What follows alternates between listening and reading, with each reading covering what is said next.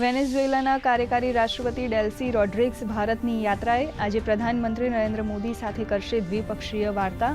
વ્યાપાર, રોકાણ અને ઉર્જા પર સહયોગ વધારવાના મુદ્દે થશે ચર્ચા, તો ટેકનોલોજી અને હેલ્થકેર ક્ષેત્ર પર પણ મૂકાશે ભાર.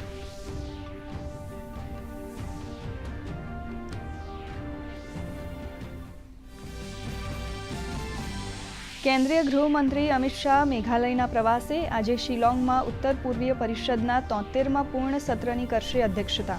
પૂર્વોત્તરના વિકાસ માટે વિઝન 2043 પર કરાશે મંથન, તો વિવિધ વિકાસ પરિયોજનાઓની પ્રગતિની પણ કરશે સમીક્ષા.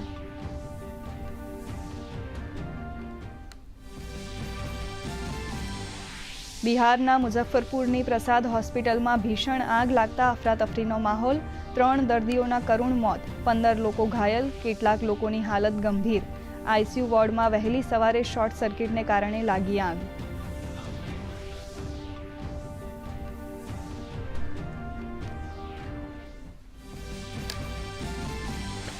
પ્રધાનમંત્રીની અધ્યક્ષતામાં મળેલ કેન્દ્રીય કેબિનેટમાં લેવાયા મહત્વના નિર્ણય. ઉડ્ડયન ઇંધણના ભાવમાં વધારાને ધ્યાનમાં રાખીને ₹10,000 કરોડનું ફંડ બનાવવાનો કરાયો નિર્ણય. મંત્રીમંડળે 4 રોડ પ્રોજેક્ટ કર્યા મંજૂર, તો દિલ્હી એનસીઆરમાં જૂની ટ્રકો અને બસોને બદલવાનો પણ નિર્ણય.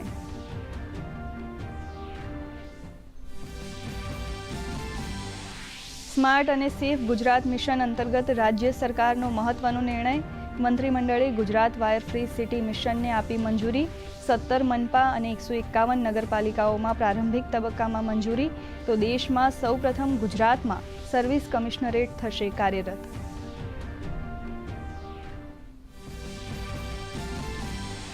ગુજરાત પોલીસનું ઓપરેશન ડેલ્ટા હન્ટ સફળ.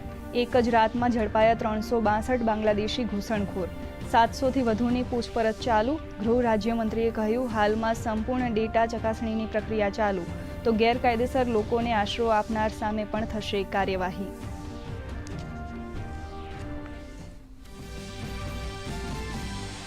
ચોમાસા પૂર્વે ગુજરાત એલર્ટ. 0 કેઝ્યુલિટીના લક્ષ્ય સાથે વહીવટીતંત્ર સજ્જ. રાજ્યના મુખ્ય સચિવની અધ્યક્ષતામાં પ્રી મોન્સૂનની ઉચ્ચસ્તરીય સમીક્ષા બેઠક યોજાઈ. રાજ્યમાં બચાવ કામગીરી માટે એનડીઆરએફની 14 અને એસડીઆરએફની 22 ટીમો તૈયાર.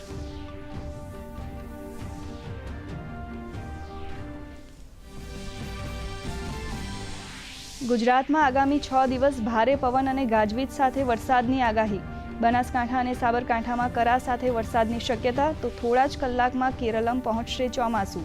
આજે કેરળમમાં ભારે વરસાદનું ઓરેન્જ એલર્ટ. ઉત્તરાખંડ અને ઉત્તર પૂર્વના કેટલાક ભાગોમાં પણ વરસાદની આગાહી.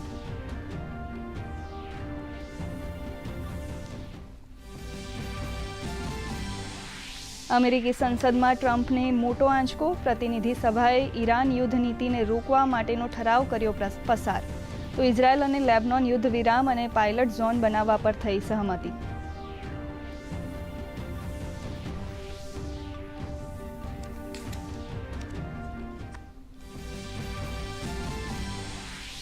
અમદાવાદમાં આજથી વિશ્વ યોગાસન ચેમ્પિયનશિપનો પ્રારંભ.